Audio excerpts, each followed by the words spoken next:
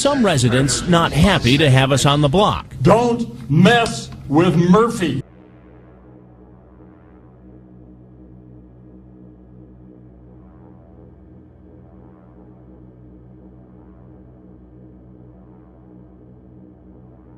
November 2006 would prove to be To Catch a Predator's most infamous and controversial sting ever conducted. In Murphy, Texas, the crew set up what would wind up being one of the most morbid cases they've ever covered. Not only are 5 of the suspects now deceased, but one of them died during the sting itself. This man was Lewis William Conrad Jr., an assistant district attorney in the neighbouring county of Terrell, who committed suicide before he was arrested at his home, the very same house he grew up in. While what Conrad did was disgusting, and he deserved to pay for it in jail time, nobody wants to see that happen to a man. For all we know, maybe it was his sister suddenly arriving unannounced for dinner that made him think twice. I guess we'll never know. However, it was discovered that Conrad had child pornography on his laptop and a pamphlet on sexual abuse of minors from a recent legal convention in his living room, and perhaps he just didn't want to face the music, knowing he'd already committed a crime. Because of his death, however, most of the men were not prosecuted, so almost all chat logs are completely lost. Conrad's chat, where he claimed to be a 19-year-old college student, was initially only one of 2 that was preserved online thanks to the Other Resolutions section on Perverted Justice's website. Another interaction he had, claiming to be a 21-year-old, is also on the website. Fortunately, Joey from TCaP was able to recover 2 more, Stanley Kendall and Edward Hollingsworth V, aka Twink Toilet, and their chat logs are fully available online. The only predator to actually be prosecuted in the sting was Asif Kokar, who arrived at the sting house while Conrad was being targeted at his home. Thanks to this, his chat log can be found online. However, he was never interviewed by Hansen, and his police interrogation remains lost. Milan Mehta, Samuel Taguma, Jose Soto, and Paul Diasuncao were also unaired predators, although it is unknown if they were actually interviewed by Chris Hansen or not. All of their chat logs are missing with the exception of one, Milan Mehta's, which was recovered by the Skip Tracer in 2022. Skip Tracer also recovered the chat log of aired predator John Baker in 2021. Stanley Kendall is one of the more infamous and well-known predators because of the aftermath of his case. An educator, he struggled to keep solid work post-sting, and, years later, members of the Church of COD, a religious TCaP group, found Stanley online and began catfishing him, resulting in him filming himself doing many repulsive sex acts, such as teasing himself in a bathroom mirror and eating feces in his living room. Supposedly, he also admitted to molesting his own son as an infant.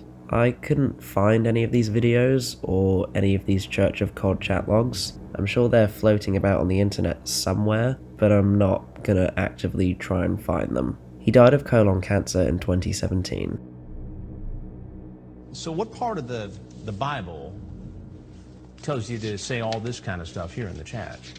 I'd love to suck play and suck play with like and lick nipples and lick and and you? Where is that in the Bible? Explain that to me. There's a human part. Is that the Old Testament or the New Testament? Neither. Twinkle Toilet died in 2012 of pneumonia. Love to be used by young guys, though. Love rimming, sucking, swallowing. Love cum, love piss, love dirty boys who love getting freaky.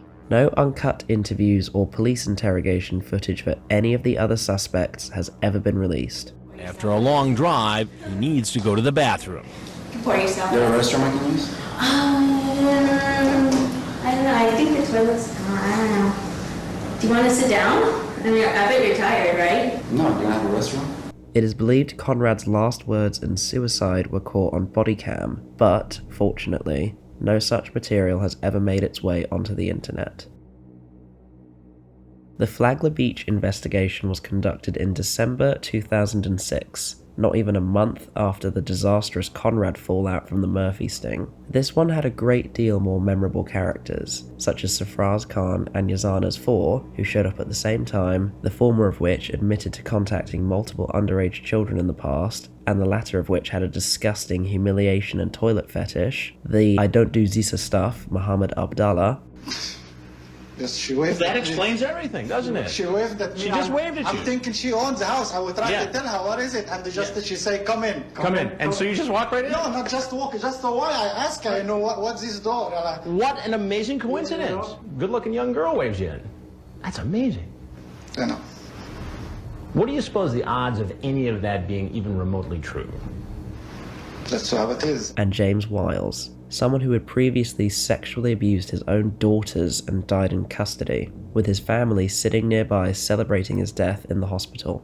No uncut Hansen interviews exist for this sting, and most of the chat logs and uncut police interrogations are available, although a few other pieces of this media are also missing. Muhammad Abdullah absconded to his native Egypt following his arrest, so his chat log was never published. His uncut police interrogation, which is quite short since he requests an attorney, exists in full. The incredibly sick fuck, falsely innocent and arrogantly stubborn Yazan Ep.4 absconded to his native Jordan, getting married, having children, getting a degree from a university in the UK, I apologise on our nation's behalf for letting that happen somehow, and continuing to be humiliated for his appearance on the show years later. You've been on TV before, haven't you? Yes. I can't place where I've seen you before, so fucking tell me. Stop wasting my time. Yes. What TV show were you on? I can't remember the name. You are smarter than you look. You look like a big, stupid fucking monkey. But you know exactly what the fuck I'm talking about, you pathetic little shit. Don't you? Yes, Mrs. You tried to go make a little girl shit on your face and got humiliated by Chris Hansen, didn't you? Yes, Mrs. Alright, just say I was busted on To Catch a Predator. Say it. I was busted to catch a predator. I mean, you can't make this up. Most of the videos featuring Yazan being humiliated have since been removed from the internet, making them lost. Because of his runaway status, his chat log is lost, and a bench warrant is still out for his arrest to this day. His uncut police interrogation, which is an incredibly frustrating watch with the knowledge of his running away afterwards, is fully available online. David Wagner, who became infamous for having sex with an actual underage girl while out on bail, is the only suspect to not have an uncut interrogation released. The reasons for this are unknown. He can be seen asking for a lawyer before even going into the interrogation room in his original segment shown on television, so it's more than likely that no interrogation even exists. James Wiles, or Hambubka's chat log, was originally lost. This is because he absconded before trial, and even though he was recaptured, he died before he was convicted. Instead of his chat log being posted under the Other Resolutions section, Perverted Justice claimed that the chat log was destroyed during the infamous hard drive crash, although it was later recovered. Shady, but at least we have it now. I want to wait till you get here. Please? Okay, sweetie. If that's what you want, dear. Yeah, just get here soon. You want me now? Yeah, Def. You want to lick my dick, baby?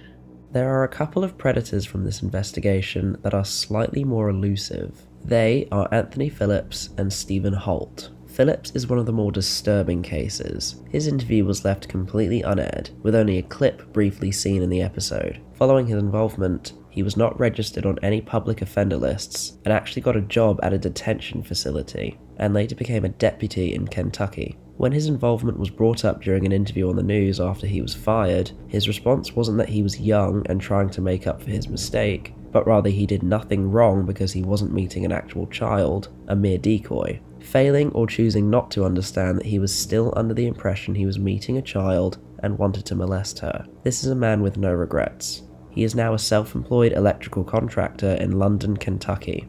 Although his interview with Chris Hansen is completely lost, his chat log and interrogation are available online. Stephen Holt was almost caught in the Greenville, Ohio sting, but at 18, he did not meet the appropriate age gap to be legally prosecuted. When Flagler Beach took place, he was 19 and was able to be prosecuted. Although his chat log and interrogation have surfaced, his interview with Chris Hansen was completely unbroadcast and remains lost. Perverted Justice claimed that Holt laughed when Hansen brought up the pictures of Holt's genitals that he had sent the decoy. His chat log from Ohio has never surfaced. leaving it lost. In 2007, from late March to early April, the Ocean County sting saw the arrests of 28 men. Some of the most memorable in my opinion include Jeremy Keister, and had another suspect, Michael Murray, enter the sting house at the same time as him. Michael Lebrano. You're Chris Hansen? I am. Have you seen the show? And Thomas Shin, the professional groomer and regular Santa Claus. With strawberries and whipped cream and chocolates and stuffed animals? Oh, you got it all going on, don't you? Oh, wow. No full, uncut Hansen interviews or police interrogation footage have ever been released. Almost all men were successfully prosecuted except for two, Tech Sergeant Ernest Timmons, who died in custody of liver failure, and Savio Norona, who stole a van to get to the sting house. Norona was presumably acquitted of his crimes, as his chat log is the only one to be lost. Some partial, uncut footage of Kazu Akutsu and Michael Lebrano has surfaced online. The clips are pretty much what was shown on television, but only with a few seconds of extra footage and no Chris Hansen narration. But they still count. The unaired predators are as follows.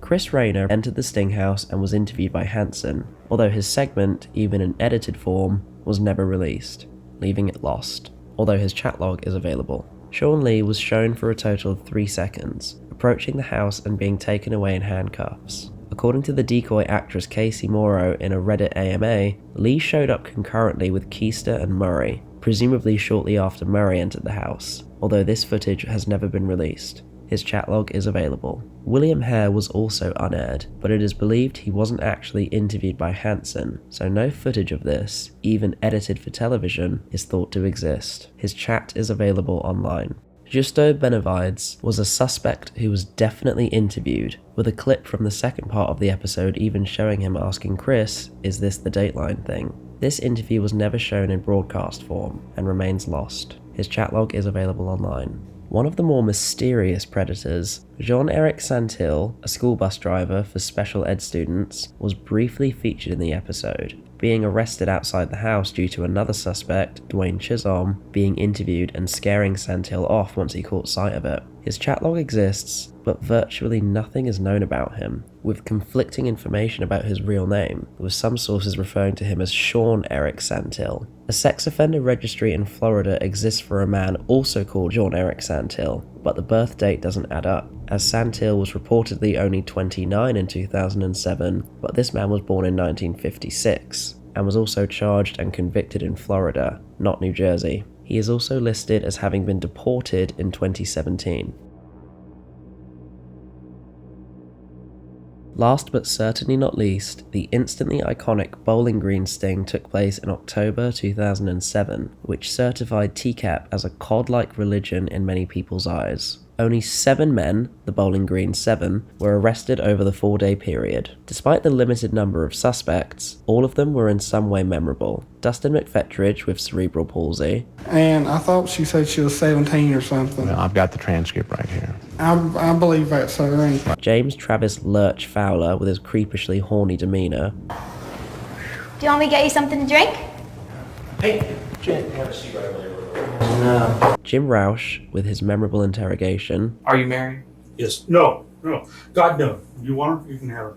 I did not do anything to this, whatever this person is, whoever it is. So you guys did talk about sexual acts in your conversations? I don't know that. Okay. Give me some sex, okay? And I'll find ways to do the sex, but don't not this. John Wesley Elliott with his creepy screen name and smile. You think this is funny? No. Come over here to have sex with a 12-year-old girl, and this is a big old joke to you. This is the very first time this has ever happened. I've never met. It's the first time you got caught, maybe. No. And, of course, Lorne Armstrong. Perhaps the most iconic predator, tied with the likes of Jeff Stacy and Cody Green. This investigation is relatively well accounted for, but there are some big gaps, and we'll address those now. Uncut interviews and interrogations are available, with the interrogations mostly being well accounted for. All chat logs exist as all men were successfully convicted. The only uncut Hansen interviews to have been recovered are Lorne Armstrong and James Travis Fowler. This was actually done by Armstrong himself. His infamy in the TCaP community led to a member catfishing him as an online girlfriend, and he sent over the raw tape of his interview he had obtained from NBC, which also contained Fowler's uncut interview. The raw tape of both encounters has been released on YouTube, both of them being edited together with the final broadcast product. Armstrong only kept the tape because he felt the edited product unfairly represented him, so he kept it to assert this point, although most people agree it only makes him look more pathetic. Former Reserve Lieutenant Police Officer Michael Joseph Patterson, however, has some partial uncut footage available, namely when he's tased and runs through the sting house. Like Lebrano and Akutsu, the footage is very brief and it mainly consists of a few seconds of unaired footage and no Chris Hansen narration. The full uncut interview has never been released. All other uncut interviews are lost.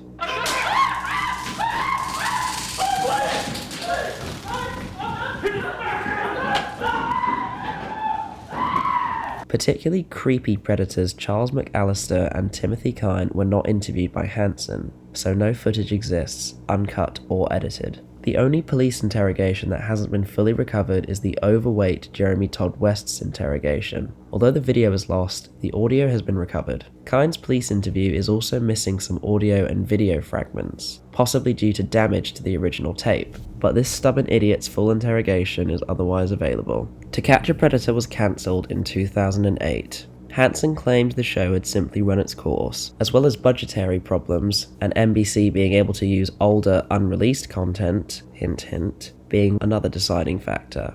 It's also entirely possible the minimal amount of men caught in Kentucky further motivated this decision, although most people commonly agree that the fallout of the lawsuit filed by Conrad's sister resulted in the cancellation as well, but Hansen continues to deny this. Say what you will about the show, the lack of professionalism from Perverted Justice at points, whether it was actually out to protect children or just make entertaining television, it did ultimately do more good than bad, and hopefully more examples of these investigations will be found one day. Or NBC could just open up the MSNBC subscription service again and we can have it all back.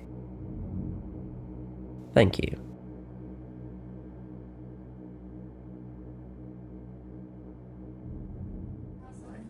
I need to get something. I don't know if the hot dog and orange really. Hey there. I don't know if the hot dog. Hi. Oh, what are you doing here? I'm just meeting a friend. Who?